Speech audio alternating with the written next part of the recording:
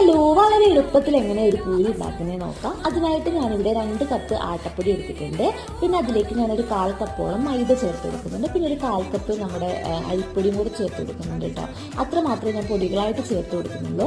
പിന്നെ ഞാനൊരു പാത്രം ചൂടാക്കാൻ വെച്ചിട്ട് അതിലേക്ക് കുറച്ച് വെള്ളം ഒഴിച്ചിട്ട് ഉപ്പും കൂടി ഇട്ടൊന്ന് ഇളം ചൂടുവെള്ളം ആക്കി എടുക്കുന്നുണ്ട്. പിന്നെ അതിലേക്ക് ഞാൻ 2 ടേബിൾ സ്പൂൺ എണ്ണയും കൂടി ഒഴിച്ച് കൊടുക്കുന്നു കേട്ടോ. നമ്മൾ ഇളം ചൂടുവെള്ളത്തിലാണ് കുഴയ്ക്കുന്നതെന്നുണ്ടെങ്കിൽ നന്നായിട്ട് ഇതുപോലെ സോഫ്റ്റായി വരും. പിന്നെ പൂരി നന്നായിട്ട് പൊന്തുകയും ചെയ്യും കേട്ടോ. അപ്പോൾ ഞാൻ ഇത് നന്നായിട്ടൊന്ന് കുഴച്ചെടുത്തിട്ട് ആവശ്യത്തിനനുസരിച്ച് വെള്ളം ഒഴിച്ച് കുഴച്ചെടുത്തിട്ട് 10-20 മിനിറ്റ് ഒന്ന് റെസ്റ്റ് ചെയ്യാൻ വെച്ചിട്ടുണ്ട്. പിന്നെ ഇതുപോലെ ഒരു പ്രസ് എടുത്ത് നന്നായിട്ട് എണ്ണ വെച്ചിട്ട് നന്നായിട്ട് പ്രസ് ചെയ്ത് റൗണ്ടാക്കി എടുത്തിട്ടുണ്ട് കേട്ടോ. പിന്നെ എണ്ണ നന്നായിട്ട് ചൂടായി വരുമ്പോൾ ഞാൻ അതിലേക്ക് നമ്മുടെ പൂരി ആക്കിയത് ഇട്ട് കൊടുത്തിട്ടുണ്ട്. നന്നായിട്ട് പൊന്തി വന്നിട്ടുണ്ട്. നല്ല ടേസ്റ്റുമാണ് കേട്ടോ. അപ്പോൾ ഈസി ആയിട്ട് ഉണ്ടാക്കാൻ പറ്റിയ ഒരു റെസിപ്പിയാണ്. നിങ്ങൾ എങ്ങനെയാണ് പൂരി ഉണ്ടാക്കുന്നത് എന്നുള്ള കമൻറ്റായിട്ട് അറിയിക്കണം കേട്ടോ.